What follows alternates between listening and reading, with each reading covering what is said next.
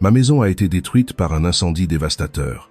À 65 ans, je suis allé chercher refuge chez mon fils, mais il m'a rejeté en disant que sa petite amie avait besoin d'intimité. Désespéré, j'ai appelé mon amour de jeunesse, un homme que je n'avais pas vu depuis 4 décennies. Quand il a ouvert la porte de son manoir, il a dit 3 mots. « Te voilà enfin. Ma vie a changé pour toujours. » Mais avant de continuer, assurez-vous d'être abonné à la chaîne et écrivez dans les commentaires d'où vous regardez cette vidéo. Nous adorons savoir jusqu'où nos histoires voyagent. Je m'appelle Geneviève et à 65 ans, je pensais avoir déjà connu toutes les souffrances que la vie pouvait offrir. J'avais tort. Tout a commencé un mercredi qui semblait identique à tous les autres à Tours, en France. J'étais dans la cuisine, en train de préparer mon café de l'après-midi, quand j'ai senti une odeur étrange. J'ai décidé de vérifier, pensant que j'avais être laissé quelque chose sur la cuisinière. Quand j'ai ouvert la porte du salon, j'ai été accueilli par un mur de fumée si épaisse que je pouvais à peine voir à travers. Les flammes consumaient déjà les rideaux et grimpaient le long des murs, avec une vitesse qui m'a paralysé pendant quelques secondes cruciales. Le détecteur de fumée aurait dû sonner, mais j'ai découvert plus tard que la pile était épuisée depuis des mois. Une simple négligence qui allait me coûter tout ce que j'avais. J'ai couru vers la cuisine pour essayer d'atteindre le téléphone et appeler les pompiers, mais la fumée était déjà partout, rendant la respiration difficile, la pensée claire impossible. J'ai entendu des vitres se briser et j'ai réalisé que je n'avais pas le temps. Les flammes consumaient ma maison avec une faim vorace qui semblait impossible à contenir. Ma seule pensée était de sortir de là vivante. J'ai attrapé mon sac à main qui était sur la table de la cuisine et j'ai couru vers la porte de derrière. La dernière chose que j'ai vue avant de sortir fut le portrait de Richard, mon défunt mari, qui commençait à noircir sous l'effet de la chaleur. Les voisins étaient déjà dans la rue quand je suis sorti en toussant et en titubant. Madame Fontaine, ma voisine de 78 ans, a été la première à s'approcher, m'enlaçant tandis que nous regardions toutes les deux, impuissantes. Les flammes dévoraient la maison où j'avais vécu pendant plus de 40 ans. Les pompiers sont arrivés en 10 minutes, mais il était déjà trop tard. Ils ont réussi à empêcher le feu de se propager aux maisons voisines, mais la mienne était irrécupérable. En seulement 1 heure, 4 décennies de souvenirs ont été réduites en cendres. La table de la cuisine où Damien faisait ses devoirs, les murs qui gardaient les marques de croissance de mon fils, la chambre que j'avais partagée avec Richard pendant 37 ans, tout avait disparu. Je suis resté debout sur le trottoir, enveloppé dans une couverture que quelqu'un m'avait mise sur les épaules, pendant que les pompiers faisaient leur travail. Plus tard, il me dirait que c'était probablement un court-circuit dans une vieille prise du salon. Un simple problème électrique qui a transformé ma vie en ruine. Les flammes ont finalement diminué, ne laissant qu'une structure noircie et fumante. Le chef des pompiers s'est approché, le visage souillé de suie, ses yeux remplis d'une compassion que je ne pouvais pas supporter à ce moment-là. « Je suis vraiment désolé, madame, nous avons fait ce que nous avons pu. » Il n'était pas nécessaire qu'il termine sa phrase. Je pouvais le voir par moi-même. Perte totale.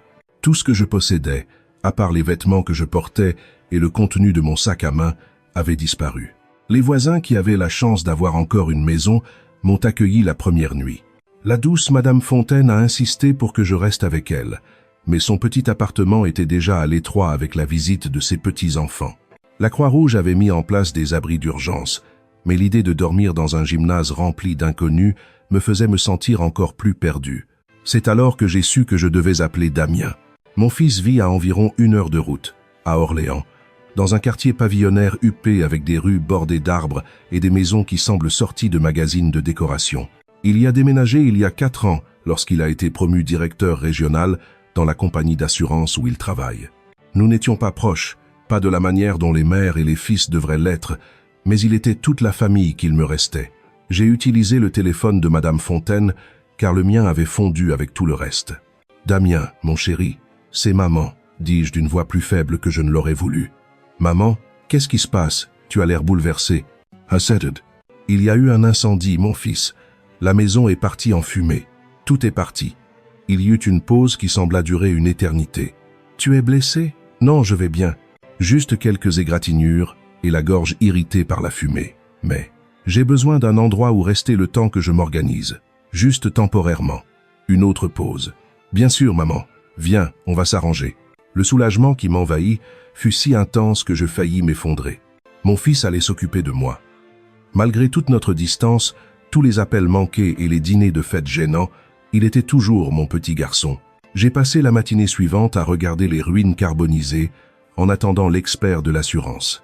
Il est arrivé ponctuellement à 9 heures, un jeune homme qui semblait préférer être n'importe où ailleurs, parcourant ce qui restait de ma maison avec un presse-papier et un appareil photo. « Perte totale », dit-il pragmatiquement, comme si ces deux mots ne représentaient pas toute ma vie. « Combien ?» demanda-je, bien que je redoutais d'entendre la réponse. « Eh bien, vous aviez une police de 100 000 € sur la structure, mais avec votre franchise et la dépréciation, nous parlons peu, être de 45 000 € peut être moins. 45 000 € pour reconstruire 42 ans de vie. Cela semblait impossible. Madame Fontaine m'a aidé à acheter quelques vêtements de base et des articles de toilette avec l'argent d'urgence que la Croix-Rouge m'avait donné. Tout ce que j'avais maintenant tenait dans une petite valise prêtée. C'était tout. C'était tout ce qu'il me restait de la vie que j'avais bâtie. Le trajet jusqu'à la maison de Damien ressemblait à un voyage dans un pays étranger. Tout semble différent quand on n'a nulle part où retourner. Les endroits familiers, la station-service où j'achetais toujours mes tickets de loto, le restaurant où Richard et moi avions l'habitude de prendre le petit déjeuner le dimanche, tout semblait appartenir à la vie de quelqu'un d'autre. Le quartier de Damien était impeccable comme toujours. Pelouse parfaite, trottoir parfait, vie parfaite qui continuait exactement comme la veille. Je me sentis comme une intruse, apportant ma tragédie dans leur monde immaculé. Sa maison était une belle demeure de 2 étages avec des volets blancs et une porte rouge que Valentine, sa petite amie, avait choisie. Je l'avais rencontrée exactement 3 fois au cours des 2 années qu'ils passaient ensemble. Elle avait 30 ans et lui 39. Elle travaillait dans une agence de marketing en centre-ville et avait des opinions sur tout, de la couleur des murs au type de vin à servir au dîner. J'ai demandé au taxi de me déposer devant son allée et je suis resté un moment immobile, rassemblant mon courage. C'est temporaire, me suis-je dit. Juste le temps de comprendre ce qui va suivre. Juste jusqu'à ce que l'argent de l'assurance arrive et que je puisse trouver un petit appartement quelque part. Je n'aurais jamais imaginé que marcher vers la porte de la maison de mon fils avec ma petite valise prêtée serait l'une des choses les plus difficiles que j'ai jamais faites. Mais alors que je levais la main pour frapper, j'ai ressenti une sensation familière, le même sentiment de vide que j'avais eu à la mort de Richard, comme si le sol se dérobait sous mes pieds. Je ne savais tout simplement pas encore à quel point j'allais tomber plus bas. Damien a ouvert la porte avant que je puisse frapper, comme s'il m'avait observé par la fenêtre. Pendant un bref instant, voir son visage familier, les yeux de Richard, mon menton têtu, m'a fait sentir que tout pourrait bien se passer. Il était mon fils, mon unique enfant. Le sang devait bien signifier quelque chose. « Maman !» dit-il en s'écartant pour me laisser entrer, mais sa voix contenait quelque chose que je ne pouvais pas identifier. De la distance peut être, ou de l'inconfort. Valentine est apparue derrière lui presque immédiatement, comme si elle avait attendu dans les coulisses. Elle portait un jean blanc et un chemisier en soie qui coûtait probablement plus que ce que je dépensais en course pour un mois. Ses cheveux bruns étaient relevés en un de ses chignons décoiffés qui semblaient pourtant parfaitement arrangés, et son sourire était du genre à ne jamais atteindre ses yeux. « Geneviève, quelle horreur pour votre maison !» dit-elle. Mais elle regardait ma valise miteuse, pas moi. Damien m'a raconté ce qui s'est passé. J'ai posé ma valise dans leur entrée immaculée, soudain consciente de l'apparence que je devais avoir. Mes vêtements fraîchement achetés, bon marché et simples, semblaient déplacés contre le marbre poli du couloir. Je pouvais encore sentir l'odeur de fumée, imprégnée dans mes cheveux malgré la douche que j'avais prise chez Madame Fontaine. « C'est juste temporaire », dis-je rapidement. « Juste le temps que je me remette sur pied. » Damien et Valentine ont échangé un regard. Une de ces conversations sans parole qu'ont les couples, du genre qui exclut tous les autres dans la pièce. J'avais vu Richard et moi faire la même chose d'innombrables fois, mais de l'autre côté, j'avais l'impression d'être exclu d'un club dont j'ignorais l'existence. « Allons nous asseoir et parler », dit Damien en me guidant vers le salon. Leur maison était belle de la manière dont les maisons de magazine sont belles. Tout était assorti, rien ne dépassait. Des meubles blancs sur lesquels personne ne semblait s'être vraiment assis. Des tables basses en verre qui reflétaient la lumière des fenêtres si propres qu'elles semblaient invisibles. C'était le genre de maison où l'on a peur de toucher quoi que ce soit. Je me suis assise sur le bord du canapé immaculé, mes nouvelles chaussures fermement plantées sur le parquet impeccable. Valentine l'a remarqué et a légèrement grimacé. « Alors, quel est le plan ?» demanda Damien, s'installant dans le fauteuil en face de moi. Pas à côté de moi sur le canapé, où il aurait pu mettre son bras autour de sa mère en deuil, mais en face de moi, comme si nous menions une affaire. Eh bien, l'expert de l'assurance a dit que cela prendrait quelques semaines pour tout traiter, peut être un mois. J'espérais pouvoir rester ici jusque-là. Juste le temps de trouver un petit appartement ou quelque chose comme ça. Le silence qui suivit dura environ 10 secondes de plus qu'il n'aurait dû. J'ai vu le visage de Valentine se transformer. J'ai vu son menton se contracter presque imperceptiblement. Elle s'est penchée et a posé sa main sur le bras de Damien, un geste qui semblait de soutien, mais qui était clairement possessif. « Maman », commença Damien, et je savais à son ton que ce qui allait suivre me briserait le cœur. Le problème, c'est que Valentine et moi avons discuté, et nous tenons vraiment à notre intimité ici. Nous travaillons de longues heures, et c'est notre sanctuaire, si tu vois ce que je veux dire. J'ai cligné des yeux, ne comprenant pas tout à fait. Je ne vous dérangerai pas. Je me ferai discrète. J'aiderai pour la cuisine, le ménage. Je ne serai pas un fardeau. Valentine se pencha en avant, sa voix douce mais ferme. Il ne s'agit pas d'être un fardeau, Geneviève, il s'agit d'espace. Cette maison est notre premier foyer ensemble, et nous trouvons encore notre rythme en tant que couple. Je suis sa mère, dis-je, les mots sortant plus secs que je ne l'avais prévu. Bien sûr que vous l'êtes, répondit doucement Valentine. Et c'est pourquoi nous pensons que vous seriez plus à l'aise ailleurs, quelque part où vous pourriez avoir votre indépendance pendant que vous vous reconstruisez. J'ai regardé Damien, attendant qu'il la contredise, qu'il se souvienne que j'étais la femme qui était restée éveillée avec lui pendant chaque fièvre, qui avait fait des doubles journées pour payer ses livres universitaires, qui lui avait tenu la main pendant son divorce, il y a 3 ans, lorsque son ex-femme l'avait quitté pour son coach personnel. Au lieu de cela, il a hoché la tête.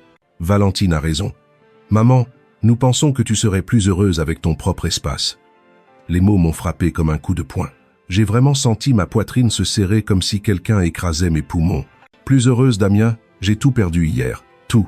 Et tu penses que je serais plus heureuse seule dans une chambre d'hôtel qu'ici avec ma famille? Ça n'a pas besoin d'être un hôtel, dit rapidement Valentine. Il y a de charmantes résidences hôtelières près du centre commercial, très propres, très sûres, et elles ont des petites cuisines pour que vous puissiez vous faire à manger. Je la regardais, cette femme qui n'était dans la vie de mon fils que depuis 2 ans, me disant où je devais vivre après avoir perdu ma maison. Et comment suis-je censé payer cette charmante résidence hôtelière? L'argent de l'assurance n'arrivera pas avant des semaines. Damien se tortilla mal à l'aise. Je pourrais aider avec ça.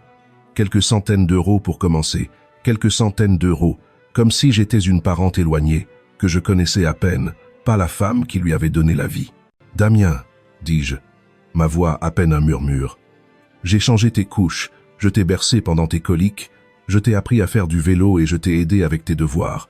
Je t'ai serré dans mes bras quand tu as pleuré, parce que Lucie Velasco t'avait brisé le cœur au collège. Son visage se crispa légèrement, mais Valentine lui serra le bras plus fort. Personne ne remet en question votre histoire, dit-elle. Nous pensons simplement que nous serions tous plus à l'aise avec quelques limites. Des limites.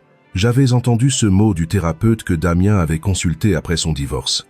Tout était une question de limites. Vous me mettez à la porte, dis-je catégoriquement. Nous ne te mettons pas à la porte, protesta Damien.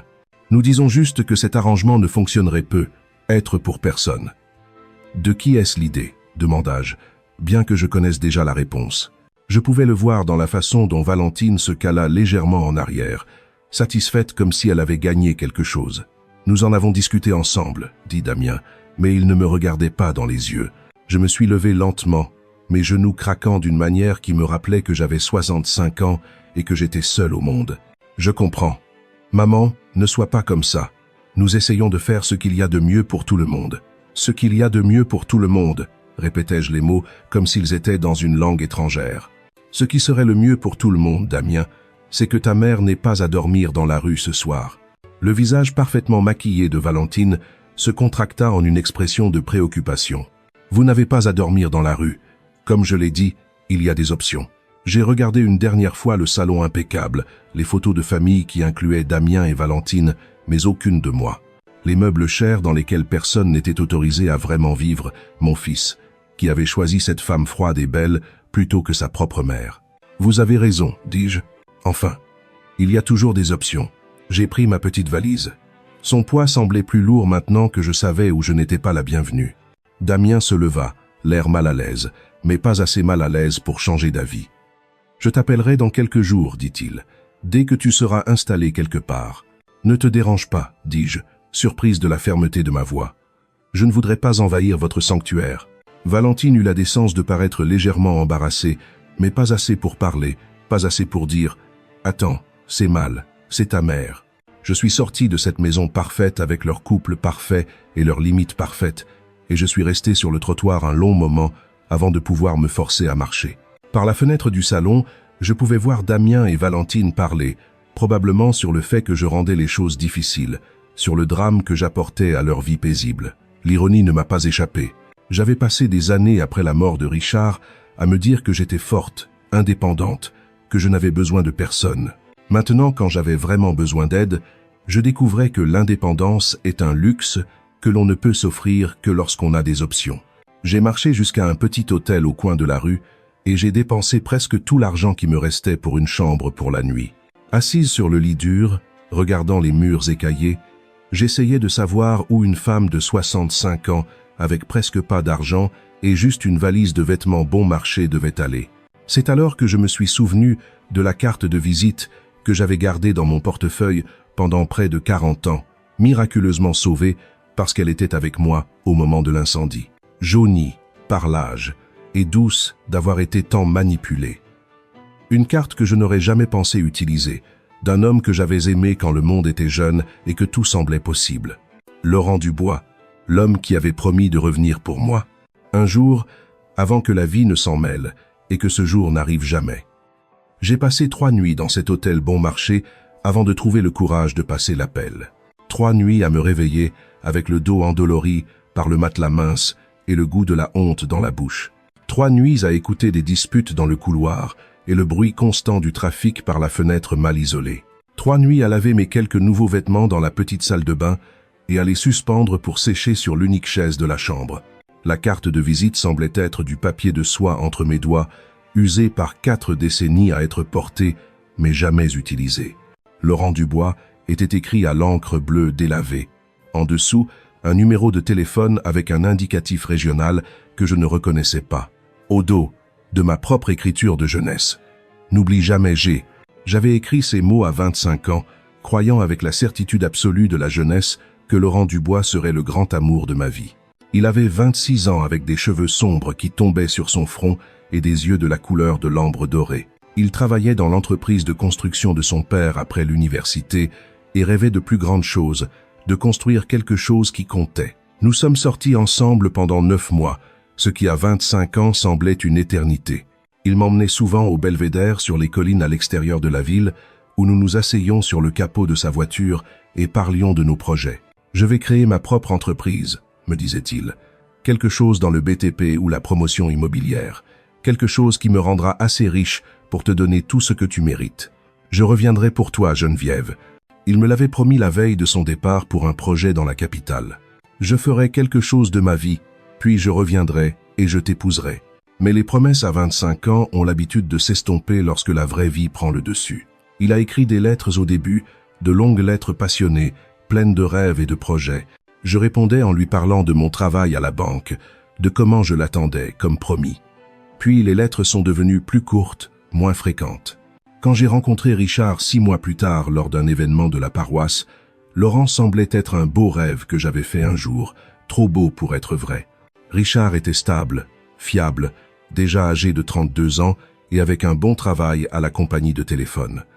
Il ne m'a pas promis le monde, mais il m'a promis une maison, une famille, la sécurité. Quand il m'a demandé en mariage après 5 mois de fréquentation, j'ai dit oui. J'ai mis la carte de visite de Laurent dans la poche de ma robe de mariée, un talisman secret que je ne pouvais pas me résoudre à jeter. Maintenant, 40 ans plus tard, assise dans une chambre d'hôtel bon marché qui sentait le moisi et les vieilles cigarettes, je me demandais ce qu'était devenu cet homme rêveur aux yeux ambrés. Je l'avais suivi sporadiquement au fil des ans, comme on le fait avec les premiers amours. Par des amis communs, j'ai entendu dire qu'il avait tenu ses promesses, qu'il avait créé une entreprise de construction, qu'elle était devenue quelque chose de grand. Il ne s'est jamais marié, ce qui a surpris les gens.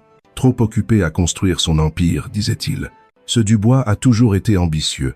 La dernière fois que j'ai entendu parler de lui, il y a peu être 8 ans, c'est que son entreprise s'était étendue au-delà de Tours, à Paris et à Lyon. Dubois Promotion Immobilière, construisant des centres commerciaux et des complexes de bureaux. Le jeune homme de l'entreprise de construction était devenu le genre d'homme qui portait des costumes chers et prenait des décisions qui affectaient des centaines de personnes. Que voudrait cet homme d'une veuve de 65 ans logée dans un hôtel bon marché avec rien de plus qu'une valise de vêtements de supermarché? La partie rationnelle de mon cerveau disait que c'était ridicule, pathétique même. On n'appelle pas quelqu'un après 40 ans parce que sa vie s'est effondrée. On ne cherche pas son amour de jeunesse quand on est vieille, désespérée et qu'on n'a nulle part où aller. Mais la pensée rationnelle est un luxe quand on compte les pièces dans son sac à main et qu'on essaie de savoir si on a assez pour une nuit d'hôtel de plus. Le 4e matin, je n'en pouvais plus. J'avais mal au dos à cause du matelas dur. L'argent s'épuisait et l'hôtel m'avait déjà prévenu qu'ils auraient besoin de la chambre pour une réservation arrivant le lendemain. Je me suis assise à la petite table de la chambre, regardant la carte, mes mains tremblant plus que du simple froid matinal. Que dirais-je? Bonjour Laurent, tu te souviens de moi? Je suis sans abri maintenant. Peux-tu m'aider? Le numéro sur la carte était probablement déconnecté, ou il sonnerait chez une secrétaire qui m'informerait poliment que M. Dubois était trop important pour accepter les appels de femmes au hasard, prétendant l'avoir connu dans sa jeunesse. Mais, et si ce n'était pas le cas? Et s'il répondait? Mon cœur battait la chamade pendant que je composais le numéro. Chaque chiffre ressemblait à un pas au bord d'une falaise. Ça a sonné une fois, 2 fois. Dubois Promotion. Laurent à l'appareil. Sa voix était plus profonde maintenant, façonnée par le temps et la responsabilité, mais indubitablement la sienne. Après 40 ans, je l'aurais reconnu n'importe où. J'ai failli raccrocher, failli appuyer sur le bouton de fin d'appel et partir trouver une autre solution.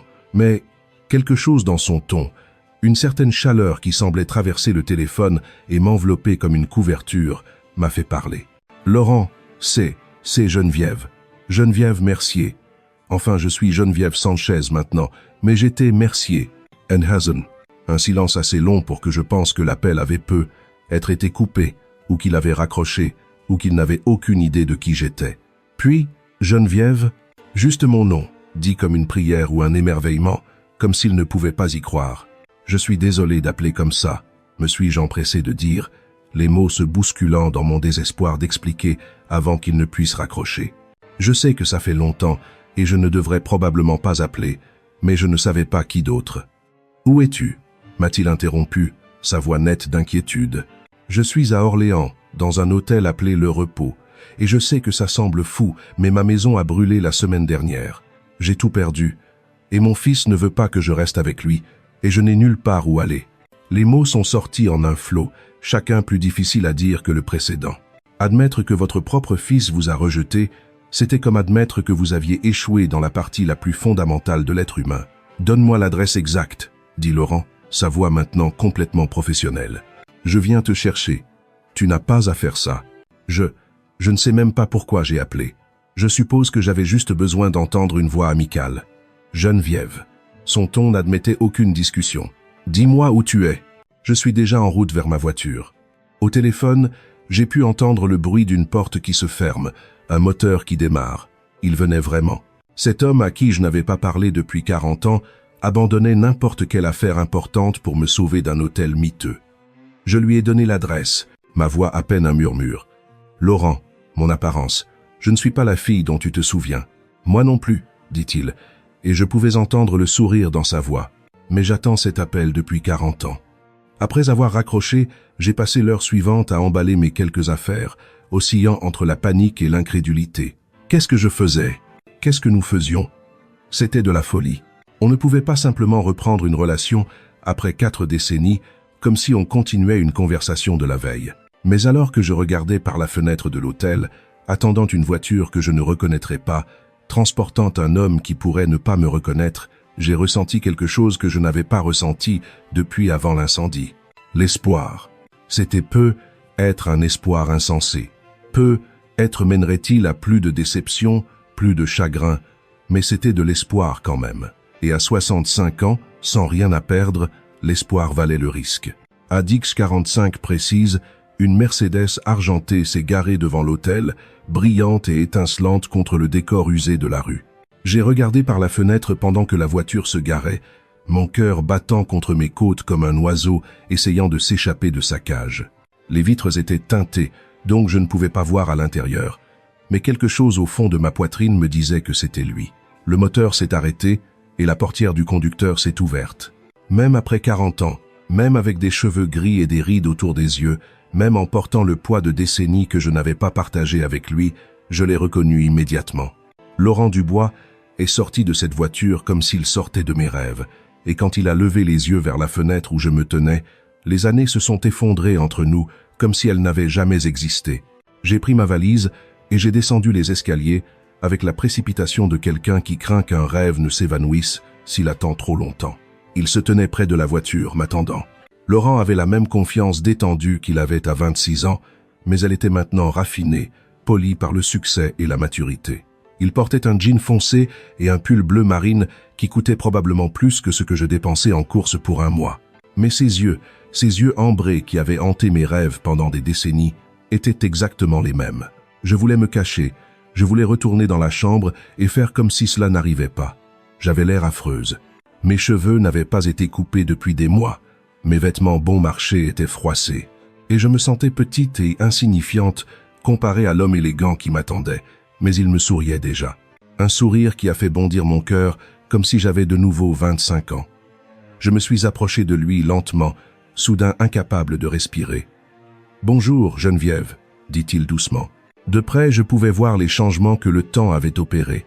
Ses cheveux sombres étaient maintenant argentés, coupés courts et professionnels. Des rides marquaient les coins de ses yeux et encadraient sa bouche. Il était plus large d'épaules, plus solide, comme si le succès lui avait donné un poids physique en plus de tout le reste. Mais quand il m'a souri, j'ai vu le jeune homme qui m'emmenait au belvédère et me parlait de ses rêves. « Bonjour », ai-je réussi à dire. Ma voix à peine un murmure. Il a étudié mon visage pendant un long moment, ses yeux ambrés captant chaque détail. Je voulais m'excuser pour mon apparence, pour ma chute, pour l'avoir appelé après toutes ces années sans rien à offrir d'autre que des problèmes. Au lieu de cela, il a dit 3 mots qui ont tout changé. « Tu es magnifique ». J'ai commencé à pleurer. Juste là, sur le trottoir, devant cet hôtel bon marché, avec Laurent Dubois à côté de moi, je me suis complètement effondré. 40 ans de larmes refoulées, 4 jours d'incertitude et de désespoir, toute une vie à m'entendre dire que je n'étais pas assez. Tout est sorti en sanglots laids et haletants que je ne pouvais pas contrôler. Il n'a rien dit d'autre.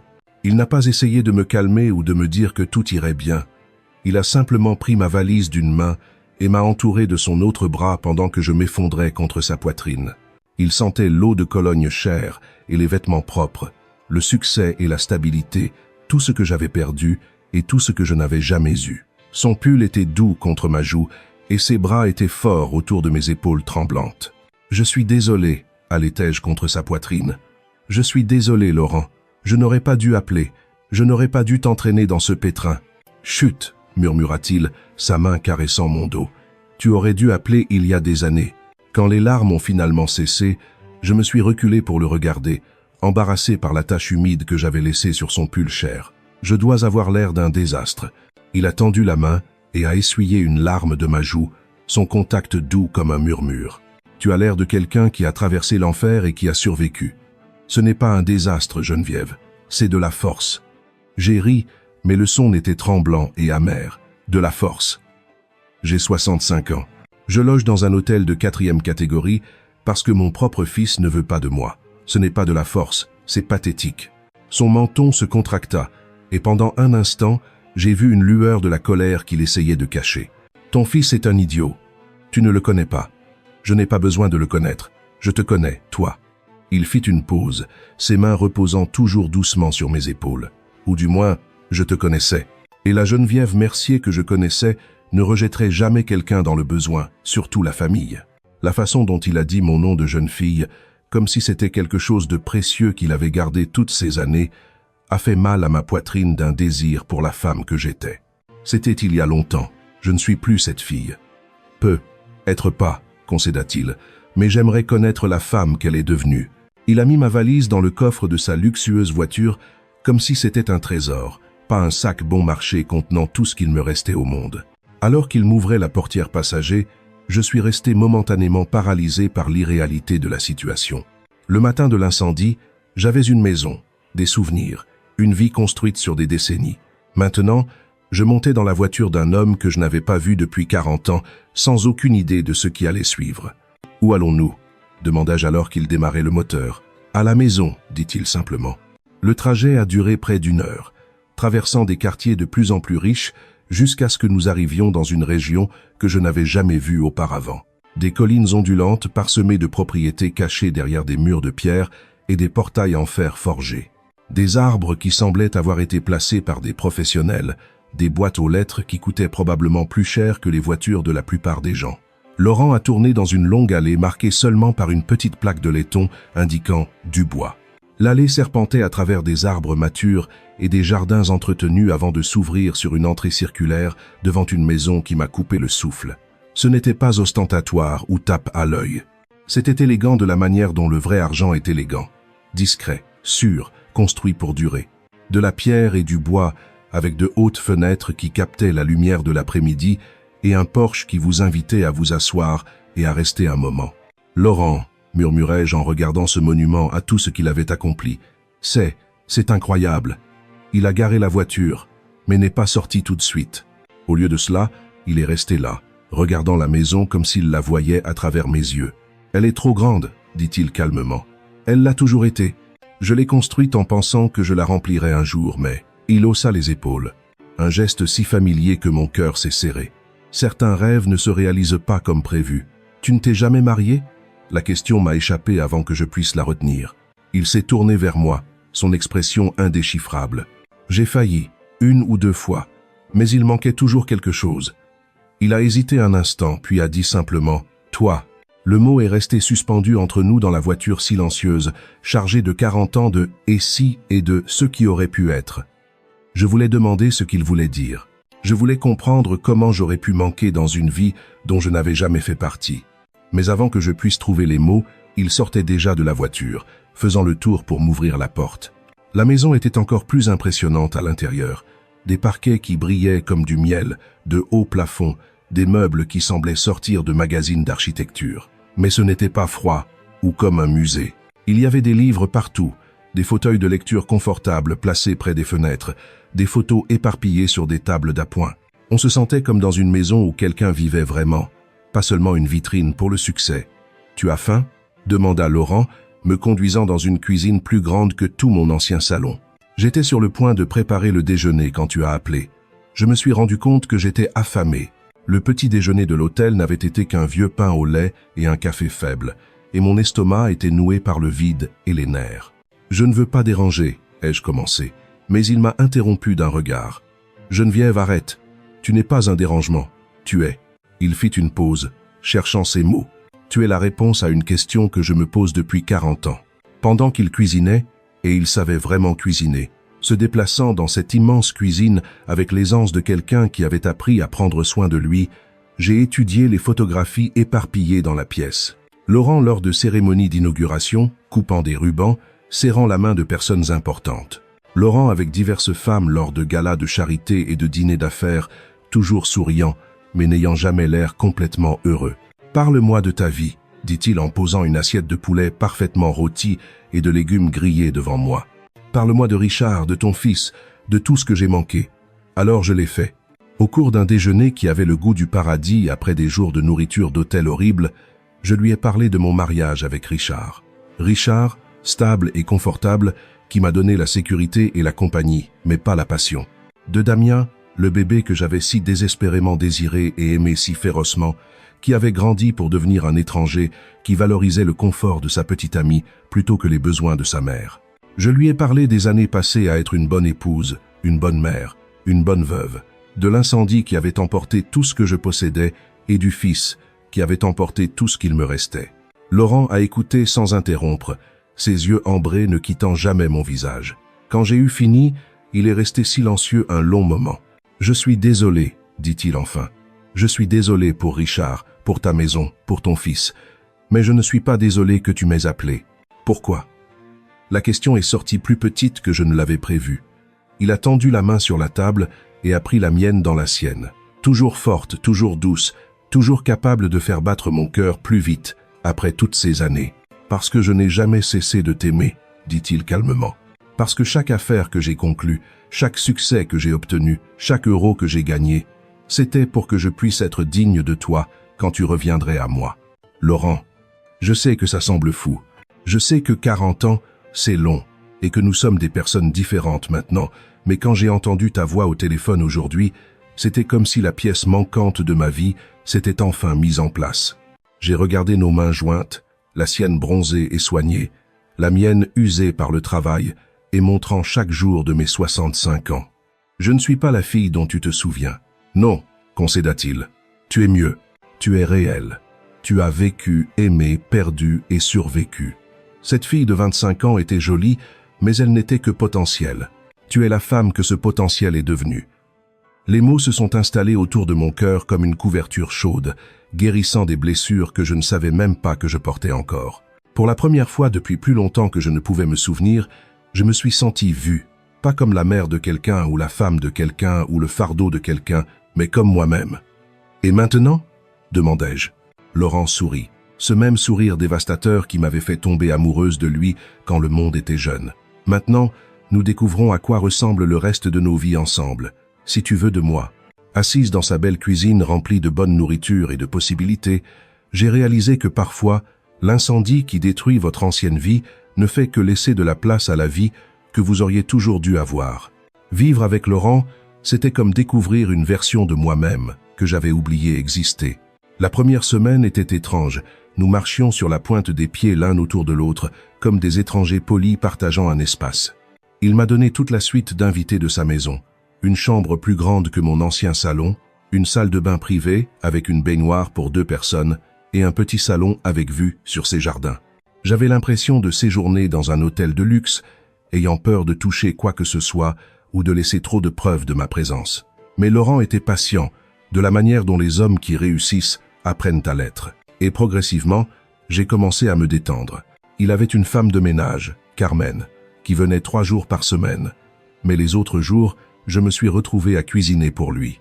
Ça a commencé modestement, en faisant du café le matin, en préparant des déjeuners simples. Mais Laurent appréciait tout avec l'enthousiasme de quelqu'un qui avait mangé des repas de traiteur et de restaurant pendant des décennies. « C'est incroyable », dit-il un soir, savourant le ragoût que j'avais fait en utilisant la recette de ma grand-mère. « Je n'ai pas mangé un repas maison comme ça depuis des années. »« Ce n'est rien d'extraordinaire », protestai-je.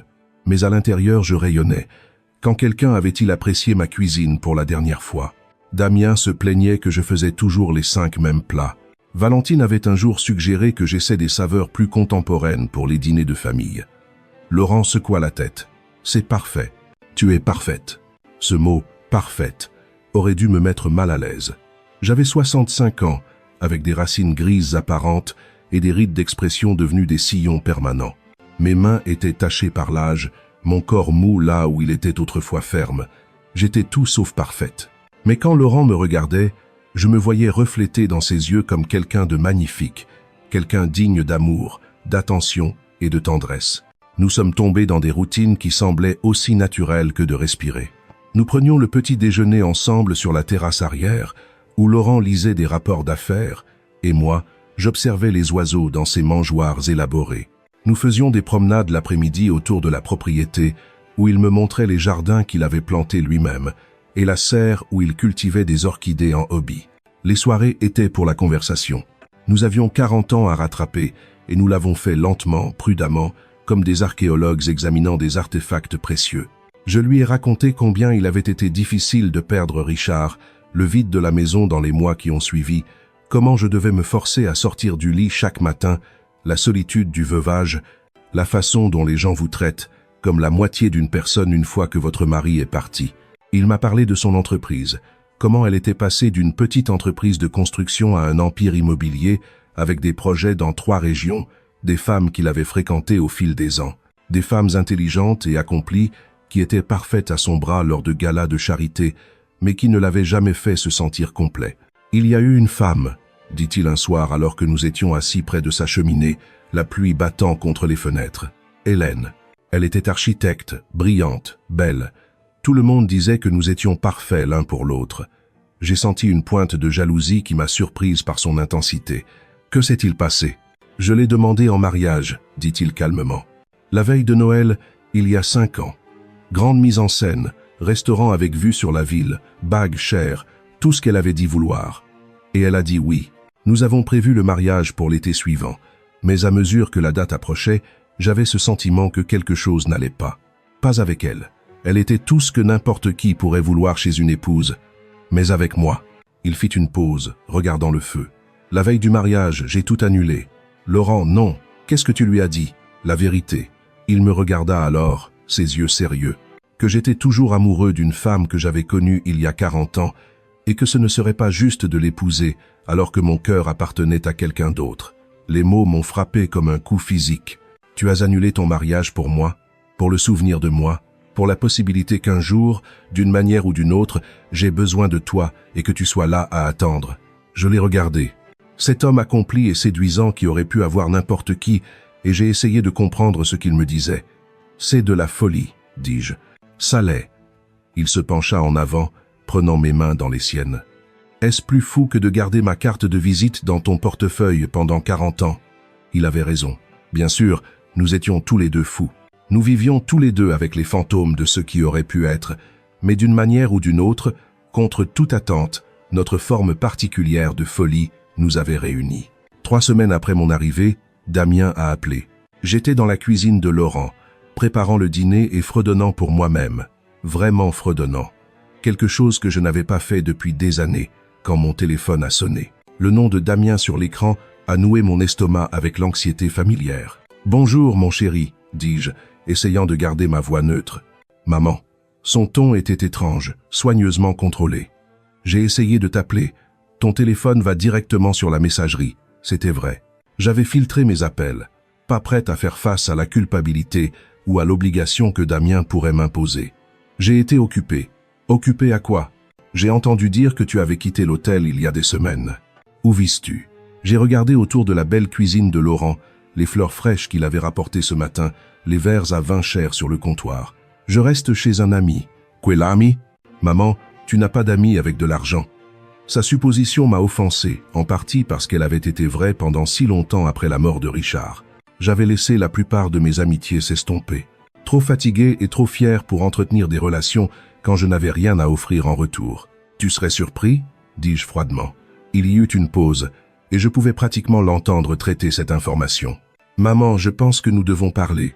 Valentine et moi avons discuté de la situation, et nous pensons que nous avons peut-être été trop hâtifs. Peut-être que tu pourrais rester dans notre chambre d'amis pendant un certain temps. Juste le temps que tu te remettes sur pied. L'offre qui aurait tout signifié pour moi il y a un mois semblait maintenant vide, insultante même. Qu'est-ce qui t'a fait changer d'avis? Une autre pause. Nous avons réalisé que nous étions être trop concentrés sur nos propres besoins. La famille doit se serrer les coudes. Ce qu'il voulait dire, réalisai-je, c'est qu'il avait probablement entendu par le réseau de commérage du quartier que sa mère ne logeait plus dans un hôtel bon marché.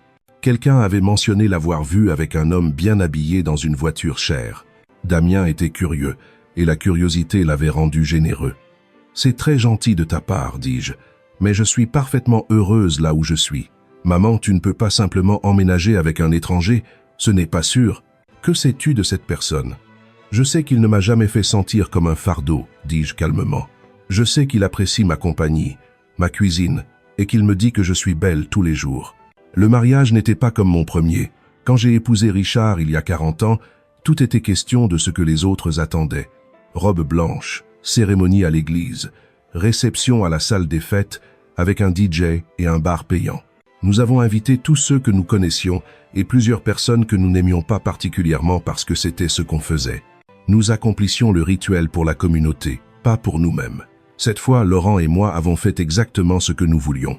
La cérémonie a eu lieu dans son jardin arrière, par une fraîche matinée de novembre, 5 mois après cet appel téléphonique à l'hôtel. Le célébrant était un vieil ami de Laurent, et les seuls témoins étaient Carmen, la femme de ménage, et Michel, l'associé et meilleur ami de Laurent depuis 25 ans. Je portais une simple robe bleue, que Laurent disait assortie à mes yeux, et il portait un costume gris qui le rendait distingué et séduisant. Pas de fioritures, pas d'ostentation, pas de stress pour impressionner qui que ce soit. Juste 2 personnes qui s'étaient retrouvées après 4 décennies, promettant de passer le temps qu'il leur restait ensemble. Damien est venu au mariage. J'avais hésité à l'inviter, mais Laurent m'a convaincu d'essayer une fois de plus. « C'est ton fils », dit-il simplement. « Tu le regretteras si tu ne lui donnes pas la chance de faire ce qu'il faut. » Alors je l'ai appelé 2 semaines avant la cérémonie. « Laurent et moi nous marions, dis-je sans détour, le 15 novembre à 14 heures. Tu es le bienvenu, mais Valentine n'est pas invitée. » Il est apparu seul, l'air mal à l'aise dans un costume qui coûtait probablement plus que mon budget mensuel de courses. Il a serré la main de Laurent poliment. Il a fait une petite conversation appropriée et a même réussi à sourire lorsque le célébrant nous a déclaré mari et femme. Mais je pouvais voir le calcul dans ses yeux, la façon dont il faisait l'inventaire de la maison de Laurent, de sa voiture, des marqueurs évidents de richesse. Ce matin, je me suis réveillé dans les bras de Laurent, dans les bras de mon mari, dans la chambre qui est devenue la nôtre, dans la maison qui est devenue notre foyer. La lumière du soleil entrait par les fenêtres donnant sur les jardins que nous entretenons ensemble, et je pouvais sentir le café que Laurent prépare chaque matin avant que je ne me réveille. À 66 ans, je suis plus heureuse que je ne l'ai jamais été. Pas à cause de l'argent de Laurent, de sa belle maison ou de son succès, mais parce que quelqu'un me voit vraiment, et choisit d'aimer ce qu'il voit. L'incendie a emporté mon ancienne vie, l'a consumée et l'a réduite en cendres. Mais parfois, je pense, en regardant Laurent lire son journal du matin, de l'autre côté de la table du petit déjeuner, la destruction n'est qu'un autre mot pour le renouveau. Parfois, il faut perdre tout ce que l'on pensait vouloir pour trouver tout ce dont on avait vraiment besoin. Et parfois, si l'on a beaucoup de chance, le premier amour a une seconde chance de devenir l'amour de toujours.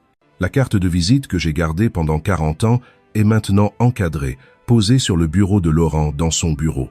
Un rappel que certaines promesses valent la peine d'être tenues, même quand il faut 4 décennies pour les accomplir. Si vous avez aimé cette histoire, n'oubliez pas de vous abonner à la chaîne et d'activer les notifications pour ne manquer aucune de nos vidéos.